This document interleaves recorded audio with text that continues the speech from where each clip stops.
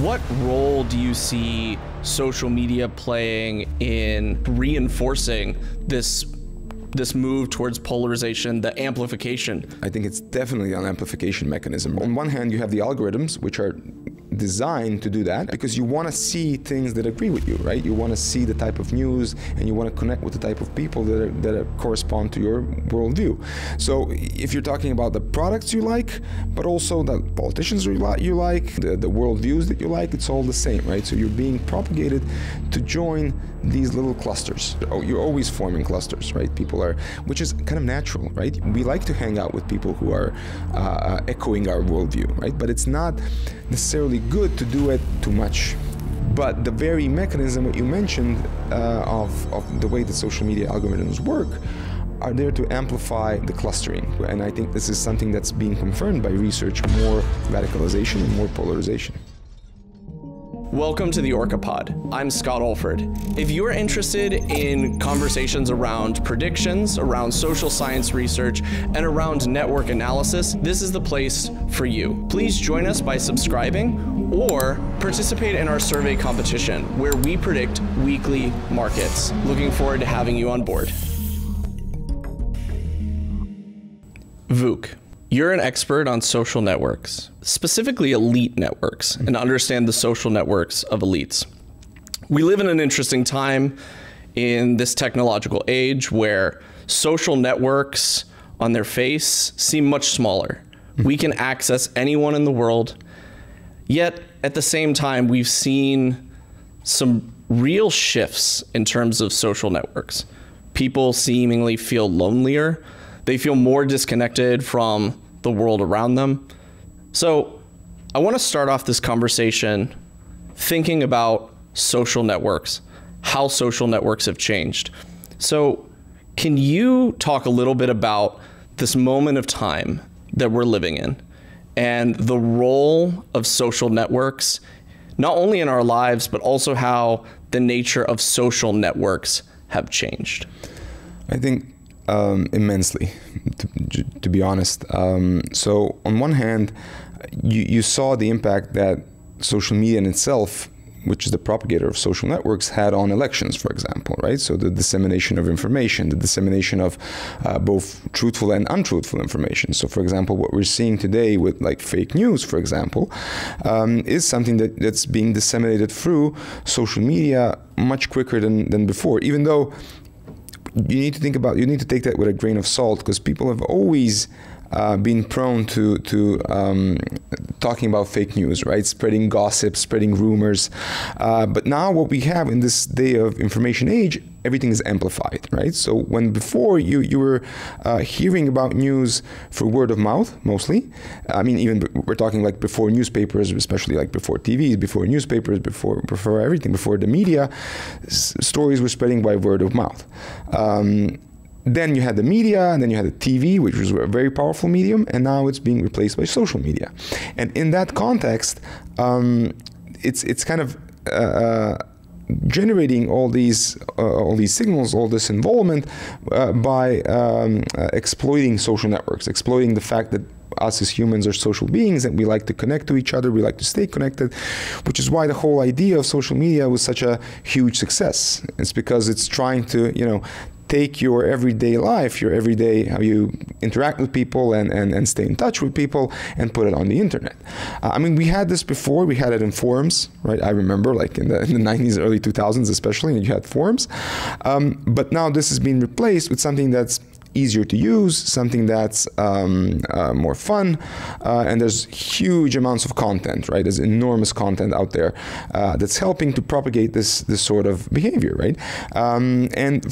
But the way that us, for example, as researchers are interested in looking at this is trying to use it for signals, for creating something, for trying to figure out, how people are behaving.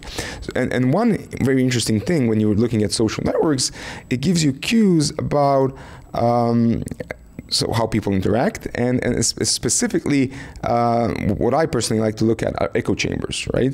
So these are people only hanging out together in very clustered groups, clustered areas, and they seem to have a specific worldview, right?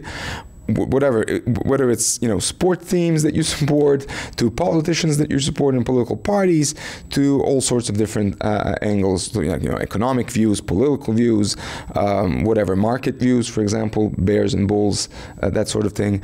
And these echo chambers are interesting because people within them, so they have this view of the world, and it's their own, obviously, and it gets propagated back to them because they're only talking to like-minded individuals, right? So if you're, let's say, you know, right-wing or left-wing, you're only hanging out in these bubbles, and you only have, you know, you think that everyone around you is right-wing or left-wing, which is obviously not the case, right?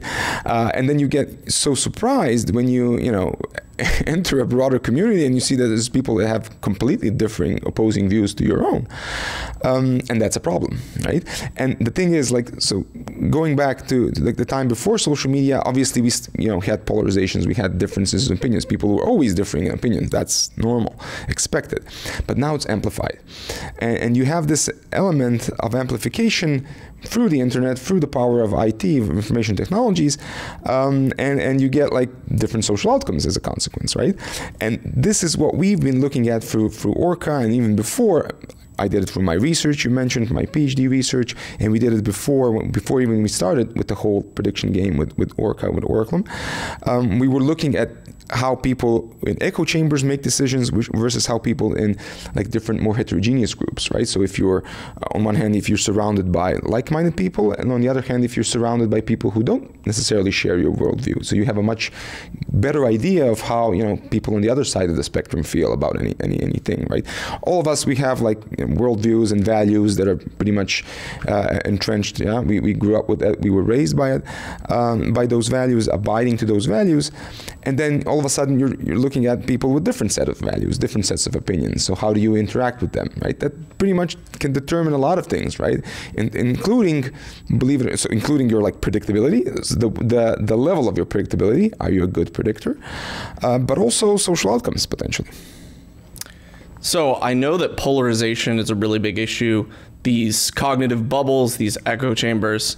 So what role do you see social media playing in breaking down those bubbles, or perhaps, in fact, reinforcing this move towards polarization, the amplification that you just talked about? I think it's reinforcing it. I think it's definitely an amplification mechanism rather than the opposing force, right?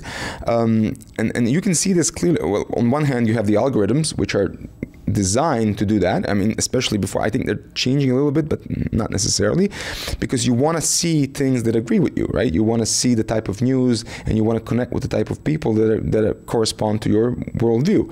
So if you're talking about the products you like, but also the politicians you like, the worldviews that you like, it's all the same, right? So you're being propagated to join these little clusters, right? And you can see this very clearly. I mean, we did our analysis for social media back when it was allowed to kind of get more data for research purposes, obviously not for meddling in elections and stuff. So back then it was very much possible to see this, and you can clearly see the clusters. You're always forming clusters, right? People are, which is kind of natural, right? We like to hang out with people who are echoing our worldview, right? But it's not necessarily good to do it too much, right? To try to forget that there's, you know, other people out there that are thinking differently. There's more of them, potentially, maybe less, maybe more. But it's always better to stay, you know, kind of on the heterogeneous side rather than the homogeneous side in terms of these groups. But the very mechanism, what you mentioned, of the way that social media algorithms work, are there to amplify the clustering, right? Amplify the bubbles. And that's why we're seeing more and more of them. And that's why we're seeing, in my view, and I think this is something that's being confirmed by research, more radicalization and more polarization. So I recognize we're seeing increasing tribalism, we're seeing cliques, and I know that those clusters, those cliques of people they're in person, they're online, and we're seeing them even at younger and younger ages. I was reading a study recently that talked about the average age of polarization in the United States is now 11 years old. Oh, wow. Which means that by the time that students are in middle school, they're already starting to entrench their perspectives. So I'm curious if you could comment a little bit on what kinds of trends you've seen, because you've been doing these models of social network over a number of years as social media has come onto the scene, how are you seeing it affect different generations? How are you seeing it affect different groups in terms of political preference, religious preference, and other kinds of philosophical groupings?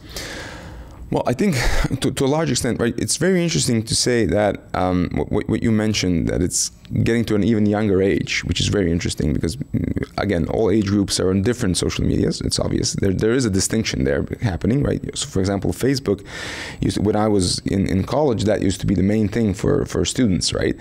Now Facebook is primarily targeted, I mean, looking at the data from the United States to Europe, I don't know about Asian countries, but in Africa, but the US and Europe, it's mostly geared towards older people, right? So 45 plus.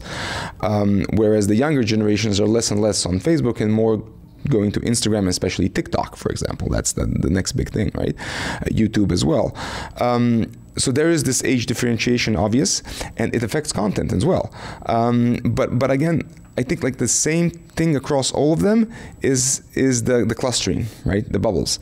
And you're gonna get it in, again, there's a wide variety of things, from like politics to fashion, right? To music, to whatever you can think of. It's being basically, people being clustered into different groups based on their preferences. And we see this through the models. We've seen this, we've been tracking this for the past 10 years essentially, and it's been just being, there's just basically more and more of it. So with the introduction of some new social media platforms such as TikTok, I know one of the conversations that's often been happening is that even the algorithm has started to change comment sections depending on who you are. How does that create or reinforce the kinds of echo chamber culture that to a large extent, just because exactly what you said. So you're not only seeing the content that you want to see, you're also seeing the interactions that you want to see. You want to see, for example,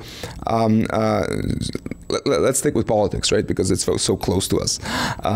So you're watching, let's say, a debate, or you're watching a political candidate that you like, right? And then below his content, you're going to get people agreeing with him if you very much support this candidate, and vice versa, right? If you hate this candidate, you're only going to see the hate messages towards him, or not only, but mostly, right?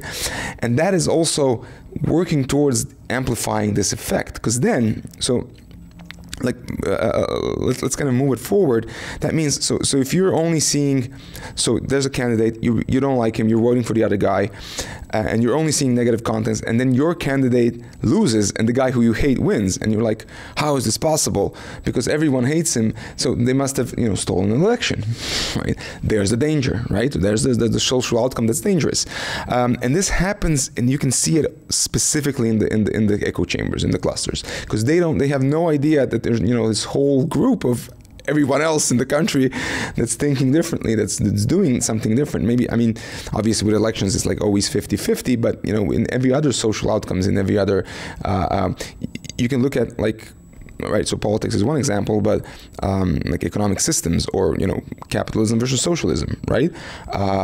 Huge clusters, huge bubbles there, right? The socialist cluster, for example, where people are tied together and thinking, you know, this is the only right approach because everything I read about it is true, and it's being supported by all these people that I agree with.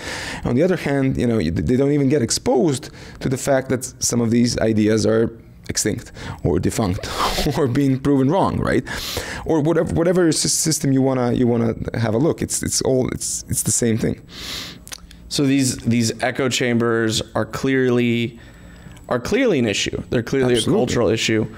But I want to talk about this in They are a culture, but they're turning into a socioeconomic issue, because you're getting like groups that are voting based on these patterns, and you're getting political outcomes based on these patterns, and you're getting economic outcomes based on these patterns, and that's something that I think is a potential issue. So talk a little bit more about what kinds of issues you're seeing in practice, and perhaps even considering polarization only seems to be increasing, or at least, let me say, the perception exactly. of polarization is seeming to increase. What do you see as being the most problematic or dangerous outcomes when there's an increased perception of polarization? That's very good. Let's focus on the increased perception of things, right? So I always see that there's this chart that's showing, like, so the U.S. Congress, for example, and you have the Republicans and the Democrats, red and blue dots, and differences in opinions, right? And you see like the 1950s, and they were kind of more or less gelled together, right? And then the 60s and so on. And then about the 90s, they started to separate these two groups. This is, so just to explain, so this is the polarization based on differences in policies or opinions on policies, right? So, well, before you had, okay, so some of, the fringes were always the fringes, but the majority would agree on most policies, right? Both the Democrats and the Republicans in the 50s and 60s and 70s. And this is gradually starting to unwind. And then in the 90s and the 2000s and the 2010s, you have these like two completely separate groups, like they're completely separated. So there's your evidence of polarization. And then why is this happening? And there's a lot of research in social sciences. But again, the perception. So think of a selection of people in Congress, right? So in the 50s and the 60s, who was part of the American Congress? Both the Senate and the House, mostly white men, right? Now you have a much more diverse group. Now you have women, you have minorities, ethnic minorities, and obviously you're going to have differences in opinions and much more seeming polarization. I'm saying that this polarization existed before as well, right? Think of U.S. history. I mean, in the 50s and the 60s, people are always saying, it was a more equitable time. Yeah, right. If you were white and if you were a man, if you were an Anglo-Saxon white man, then yeah, things were great. But if you were a woman or if you were a minority, it was not, right? Especially because they were treated as third-grade citizens. So that's the thing, right? I think that societies today, so we're talking about the West primarily, just don't get me confused, are much more inclusive than like 50, 60 years ago. Our democracies have evolved. That is no doubt true, right? So what we're seeing is the amplification of this, what you mentioned, the perception of polarization, you're seeing it through because of social media, you're seeing it because of the media in general. Before, so let's just not get carried away and just blame everything on like Facebook and Twitter and TikTok and whatever. You had the same effect for television, right? TV news. I mean, there's a great paper, it's called the Fox News effect. Have you heard of it? Yeah. So they did this research on, it was like a panel data set or whatever. They were looking at the randomized distribution of channels that people had, and if Fox News was up front, up in like the first top 10 channels, versus when Fox News was randomly distributed in the bottom, right? So you had to kind of click through to get to it on cable TV, right? And so you basically had a very good natural experiment, and you can observe counties where Fox News was, clustered up front and where Fox News was clustered down below. And they did this research for the 2000 U.S. election, the Bush versus Gore election, right? And they found that when Fox News was randomly distributed in the upper part of the channel lists, George Bush got like I think a 3 percentage point margin swing in his favor, and the Republicans in general, which is a huge effect, especially when you consider that those elections were very close, right? In Florida and in Ohio and other places, right? And that's, I mean, for me, I find it very interesting. So you had this, effect. The media clearly has an effect. Ever since the first TV debate, like what was it, the Nixon-Kennedy debate, it was the 60s, TV has had an enormous impact, right? Journalists as well, and journalism as well. Whereas today, it's mostly clustered around like social media, and then you have a lot of different like fake news outlets, which is not real journalism, obviously, but it's kind of pushing the narratives of whatever they want. Political narratives get pushed through that as well, and it's all serving to kind of project this image that we're more polarized than ever.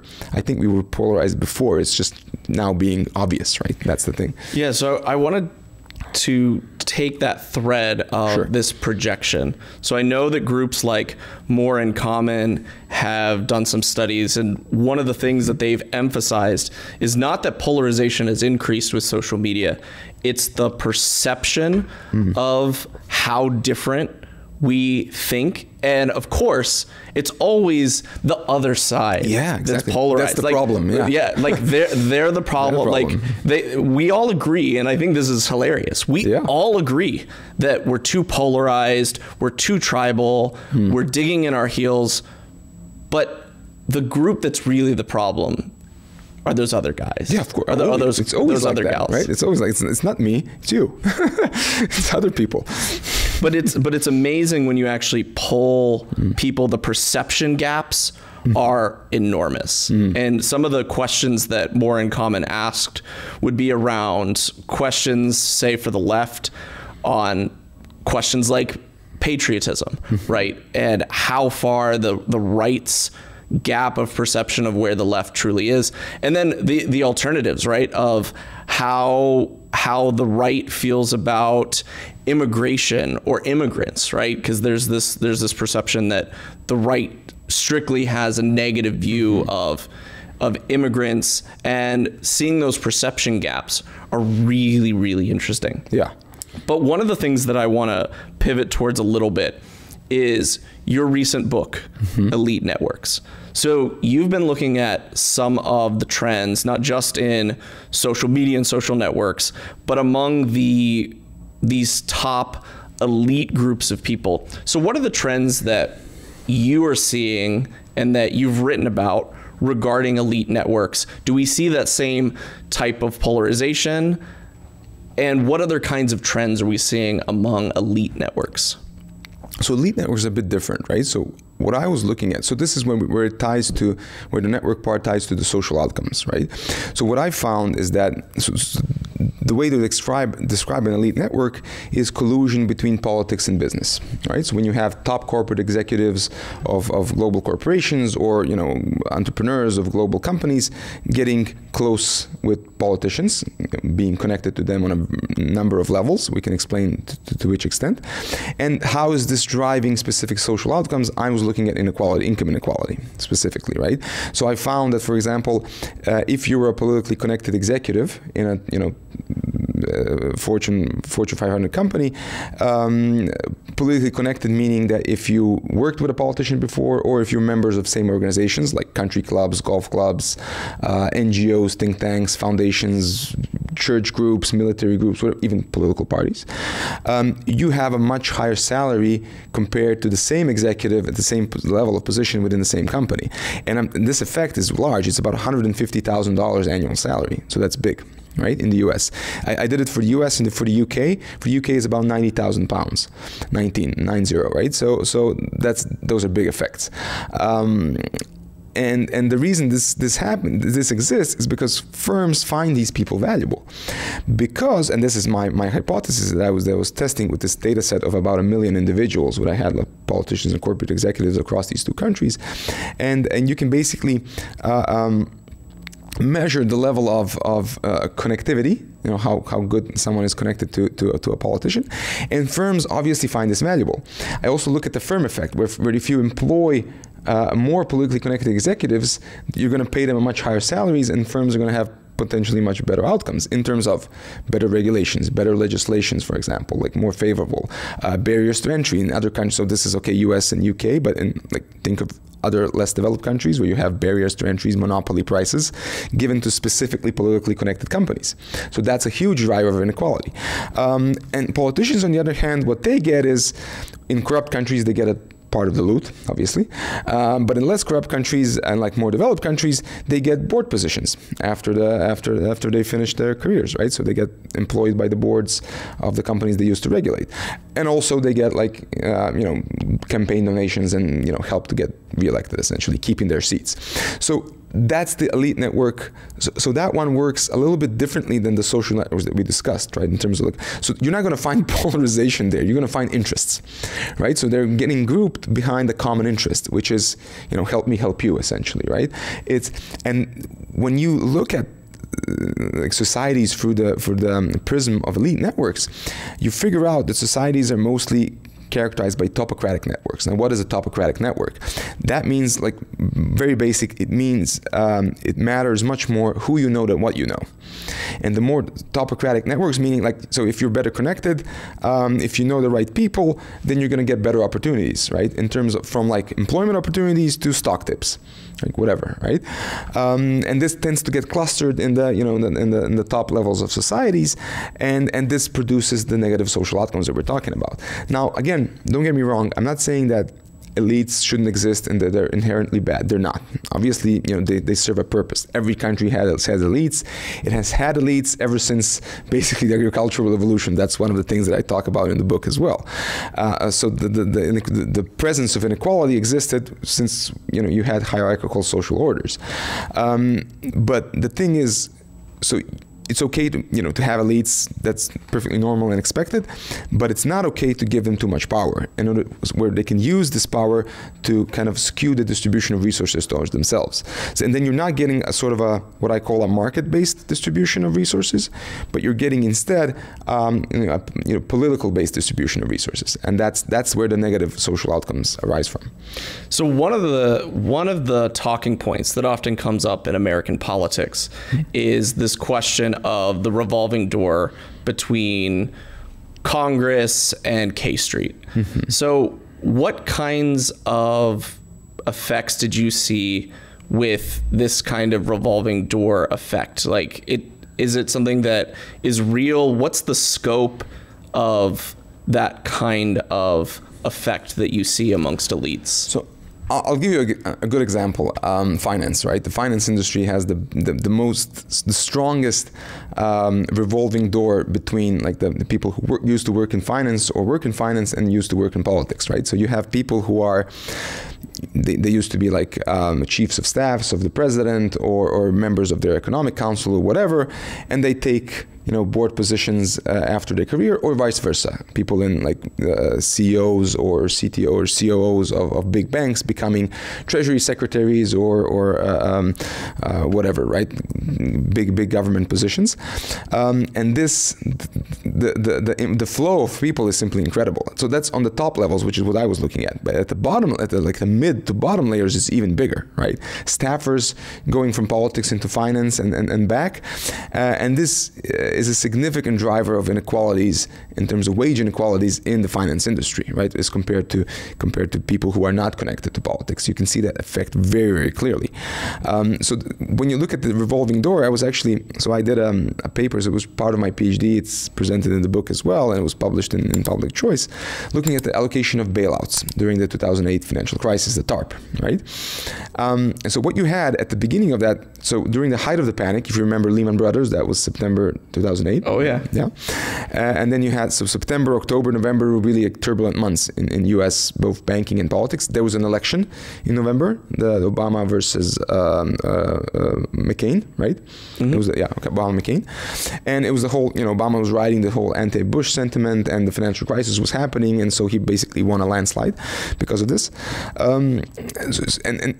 This gave me a very, very good kind of a natural experiment setting where I could look at how because the TARP allocation was happening just as the election was happening, right? Right. So I was looking at how certain congressmen that were connected to banks, if they were winning close elections, which is sort of a kind of a randomization that you get, did the banks that were connected to these congressmen benefit if they got elected into a close election? And the answer is, overwhelmingly yes. They did benefit, right? So they got a better bailout deal in terms of the bailouts to share of assets, right? The way this was structured initially, so during the height of the panic, September, October, was you had the 8 biggest bank CEOs going to regular meetings with Treasury Secretary Henry Paulson during the Bush administration and New York Fed Chair Tim Geithner, who was later in the Obama administration named Treasury Secretary. Yeah, never let a good crisis go to waste. Exactly. And so they were basically, they were later saying that we were forced to do the TARP. This is absolutely not true, right? They were making the TARP. They were designing the TARP policies in these meetings, and this was documented. This was documented in the New York Times, in the Wall Street Journal. You can read about these meetings. They had like evidence of phone calls, and they were calling each other all the time, trying to figure out how to save the system, which was, again, a noble thing to do, in a sense of, what's going to happen to, we're not going to allow the banks to fail because the whole economy could collapse. But because of this, you never had the punishment that was required. Basically, there was no punishment mechanism of this group because it's the same social network. There was another great paper. I didn't do this one. I quoted it. It was fantastic. It's called this. I think it's called the social. No, that's the hypothesis. Social connection in a crisis, something like that, by Acemoglu and a bunch of authors. They were looking at Tim Geithner specifically, right? So when the Obama administration, so when they won the election, it was the time like the naming the people in the staff, the president's staff, and Tim Geithner's name was announced. And immediately, as his name was announced, all the companies that were connected to him, like banks and other companies that had some level of connection, their stock prices went up significantly. Like there was an abnormal stock market return of all the companies connected to Geithner. And then there was an issue, I think, uncovered by a journalist about his tax returns. I don't remember what exactly, but it was something about his tax returns. And immediately as that was uncovered, there was a shred of doubt that Obama is probably not going to name him as Treasury Secretary, and the stock prices of those companies plummeted as a consequence of that. Eventually, they overcame that, and he was nominated. So again, we had this bounce back in stock prices. Does that count as event-driven? Yeah, absolutely, absolutely. That's how they proved it. It was an event study, right? And that's how they showed this effect. And the point is, and this was their conclusions, one of my conclusions as well. It matters, who you're connected to and who you know, but at times of crisis, it matters even more. Because think about it, right? You're gonna talk to people who are in your circle, right? I mean, if you're a Treasury Secretary or a Fed chairman or whatever, and there's a crisis happening, who are you going to call? You're going to call your friends. What are we going to do? And your friends happen to be the CEOs of the biggest banks, which is a nice thing to have if you want to design policy. But then the question is, who is it benefiting? Who's benefiting from this? Again, if you look at the distribution, so the top 8 banks, it's difficult to even look at them because obviously they received the biggest amount of money because they were the biggest, whatever, right? Systemic risk, blah, blah, blah. But in the US, luckily there's 7,000 banks, right? And a lot of them received bailout funds. So I could look at the whole distribution and see which banks are connected and got a better bailout deal and which banks applied and didn't get a deal because they weren't connected. Or, in other words, that was one of the things I was looking at. The other was both banks got a bailout deal, some were better connected, so they got more money. And even though they had the same level of assets, the same level of risk exposure, so that's the thing. You're comparing the same levels, but this bank has better political connections than this bank, that's going to get a better bailout deal. So this is not some, I don't think there's like a formula for this. And there was a formula actually, but I was looking at other stuff. So there's no crude, well-defined mechanism. No, it's just like, it matters who you know. That's the thing. So speaking of crude mechanisms and specifically colloquialisms, one of the most popular phrases that people say is your network is your net worth. Yeah, absolutely. So when thinking about something like that, do you think that that's broadly applicable, and are there exceptions that seem to emerge from that rule? Like if your network in politics matters more, or your economic context. You talked about how finance was such an important part. So I'm curious if you could talk in elite networks, what are the most important or perhaps most predictive of your net worth is connected to specific kinds of networks? Very good. I mean, the network is extremely important, absolutely, but that's the thing that I wanted to test directly through in my book and in my PhD. And remember, I told you that the effect of being politically connected in the US is about $150,000 per year. That's the wage premium that you get. For networks, the wage premium is much lower. So the size of your network matters, but the effect is much, much lower than the political effect.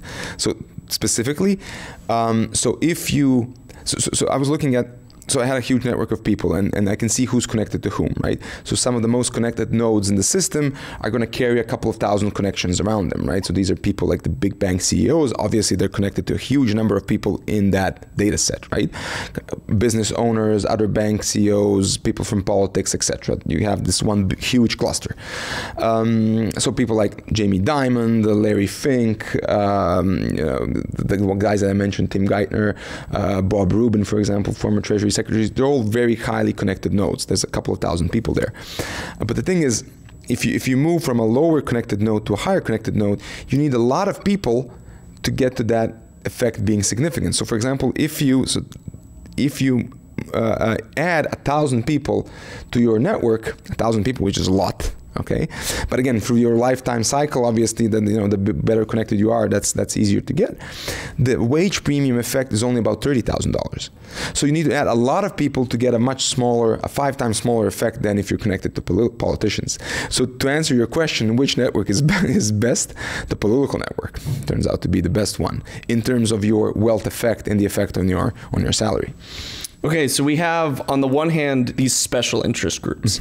And in elite networks, those special interest groups, is specifically political connectivity, is really, really important. Yeah. On the other hand, we're talking about polarization when you're talking about broad networks in countries, and that seems to be pulling people apart. Do you see any polarization in certain kinds of special interests, meaning that certain groups associate with certain special interests and other groups polarize to adopt another group of special interests? Or do you actually see them to be more fluid, people moving within politics between different special interests that fall along different political lines? Yeah, I mean, I'm sure there's both. I didn't do the research specifically. I'm sure there's examples of both. But I was reading about I know this huge, immense interest group literature, and I think there are evidence of both, right? There are evidence of this being more flow, but there's also groups that are very entrenched. So, for example, you're always going to have groups that are linked to one specific political party. You're going to have unions linked to the left, right? And I don't know, gun right advocate or anti-abortion advocates linked to the right. That's always going to be the case, right? But if it's like social issues that need to be advocated on a more pragmatic level, then obviously you're going to see the flow. Now, with interest groups, it's very interesting because this was my initial hypothesis when I was looking at the PhD and later turned out into a book. And I was thinking that interest group distribution is going to be the most important one in determining I used to call this the inequality cycles. But then this was more a macro approach. I preferred to have the micro, the specific data, the wage data and the connections data. It was much better because the whole interest group thing is very difficult to prove, right? I know that Mansur Olson did these wonderful books on this, the whole interest group theory is his theory essentially, especially that book, The Rise and Decline of Nations, where his essentially his hypothesis is that you had these periods of economic downturns and bad periods, and during the economic good times you have in bad times like wars and economic downturns, interest groups are going to lose power because things get disturbed to certain extents. You're kind of shifting positions. But then when you have consolidation and wealth accumulation and during the growth phase, interest groups are getting stronger and they're kind of condensing and constraining the political process, and then they're basically affecting the growth of nations, right? So they're basically, according to his theory, they're kind of the causes of these cycles. It's very difficult to prove because it's very difficult to measure the direct impact that an interest group has or lobby group has on politics. I mean, you can see political outcomes, but or policy outcomes, right? But it's difficult to say, okay, so this had this effect on economics and economic growth because of X and Y and Z. It's difficult. But there's also research done by Martin Gillens from Princeton. That was a very interesting one where he's looking at the alignment of policies actually being implemented in Congress with the preferences of the median voter, like the general voter population, and interest groups and the rich, right? And what you can see is if you look at income distribution, so the poor, the middle class, and the rich, and you look at interest groups and you look at the policies that are being implemented, in the majority of the cases, the policies that get implemented are the ones preferred by the rich and the interest groups, right? Not necessarily not by the poor and the middle classes, right? And the only time that the poor and the middle class get the policy that they want if it aligns with the policy preferences of specific interest groups.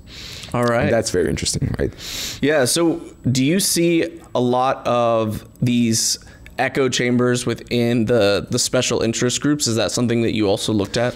Not in particular, no. I mean, I'm sure, again, I think that they exist to the extent where they can, based on the policy issue that you're advocating, right? But no, I haven't looked, because we're looking at individuals in general, not so I can see different groups of people hanging out, but I don't know if they belong to an interest group or not. Yeah, I can just see individuals hanging out on social media, but not necessarily if they're members of an organization. Yeah, so I want to pivot the conversation a little bit to talking about predictions, because this has been one of the aspects that you've been working on over the last few years. So those who are in cognitive bubbles and echo chambers, you've looked at their ability to predict. So what kinds of effects do you see in terms of the ability of those who have friends that all think like them in making predictions as compared to, say, somebody who has friends who are on the right and the left and centrist and libertarian and Green Party? What kinds of effects do you see of people who are in these kinds of cognitive bubbles? I think that was the key distinction behind our methodology that we developed, right? For predicting elections and then later predicting markets and other stuff. So the more you are clustered in echo chamber, the more you're surrounded by only like-minded people, which is kind of, let's say, expected, and a lot of people hang out that way, the less able you are to be a good predictor. Which could explain why a lot of people are bad at predictions. It's because of, you're kind of in a group where you're not being exposed to any information outside of what your group thinks. Whether it's politics, whether it's markets, whether it's, all sorts of things, right? All sorts of issues. And so this is what we've seen. If you're in a cluster, if you're in an echo chamber, you're more likely to be a bad predictor. Whether, again, it's probabilities, right? Obviously you have outliers, but it's all about the probability distributions. If you're in a more heterogeneous groups, where you hang out with people that are different, that have different opinions to your own, then you have a higher probability of being a good predictor. And this is kind of the crucial finding that we have, and that's helped us establish the entire methodology behind our approach. We wanted to, as you know, right? We wanted to write this as an academic paper, but because it's a very interesting finding. But I think that monetizing it is much better idea in hindsight. Yeah, so I know that a lot of the research has seen patterns of things like we talk about the big sort, where people are living in communities of people who look like them, talk like them, think like them. So things like do you shop at Target or Walmart in the United States? How close do you live to a Cracker Barrel? We see these kinds of echo chambers, not just forming on social media and social networks. We see people physically moving into different cities, into different states, into different regions, and in a way that hasn't happened previously. So I'm curious if you think that kind of shift is going to affect the ability of people to make predictions and make sure that they actually are able to improve their own judgment. Like, you have concerns that people's judgment is going to be affected by the fact that we are entrenching these echo chambers? Yeah, you're absolutely right. It's not just social media, it's in the real world as well. People moving to places. So what I saw is that, and you can see this perfectly if you look at the election results, for example, in 2020, and you look at the allocation distribution of votes for Biden versus Trump, right? And you will see that Biden is winning in almost every big city, whereas Trump is winning in all the rural areas, all the smaller cities. And that's kind of becoming the most important distinction. It's not about red states or blue states anymore, right?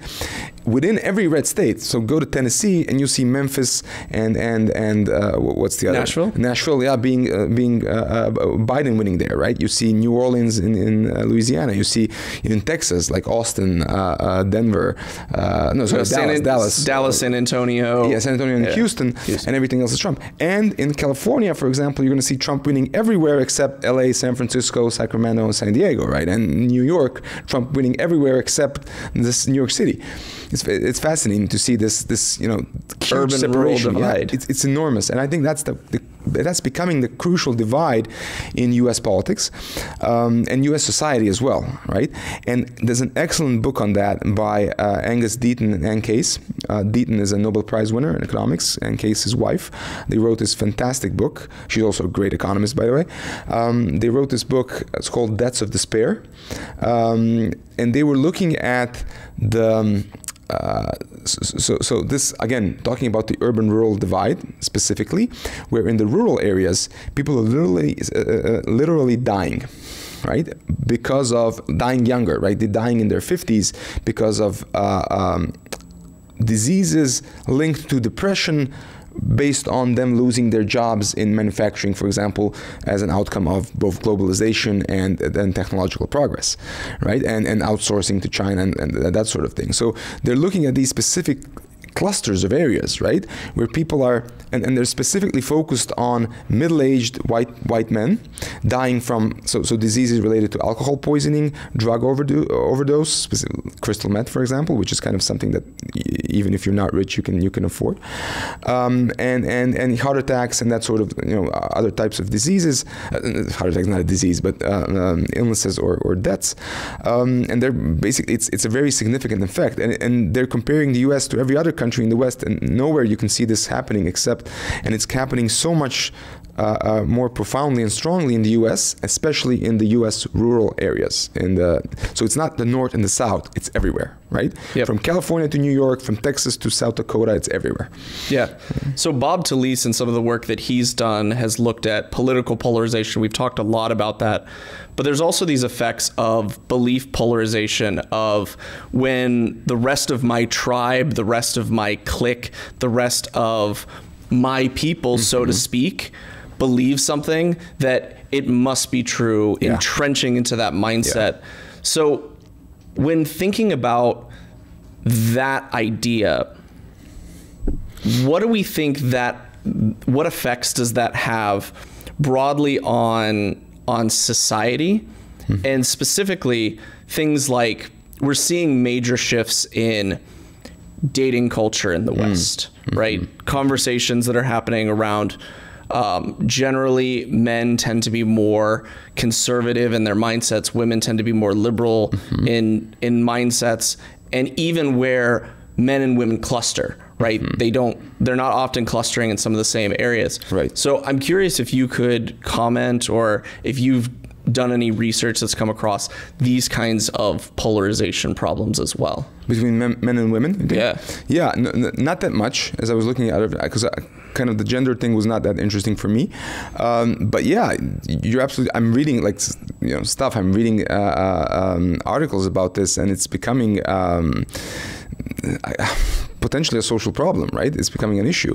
And I know that a lot of people have talked about this, but I haven't really looked at it in that much depth to give you a kind of a good answer. So maybe we can. Yeah, no, I think that's fair. I just think that. No, so I've had a couple of these conversations with Bob Talese, was asking him about the rise of things like incel culture and the clustering of these hypergamous men, and if that has any kind of relationship to the polarization that we're seeing. I'm sure it has. So I'm sure it does. I haven't seen any research directly that does that, but I'm sure it has. Vuk, this has been a fantastic conversation about social networks and elite networks, and understanding some of the trends that we're seeing in the world around polarization, the problem of echo chambers and cognitive bubbles. And I look forward to many more conversations around these topics, as well as others related to social network, wisdom of crowds, and some of the amazing work that you're doing in terms of predictions. Yeah, thank you very much. I can always talk about this stuff for as long as possible, so by all means, yeah. Yeah, I'm looking forward to continuing the conversation. Absolutely.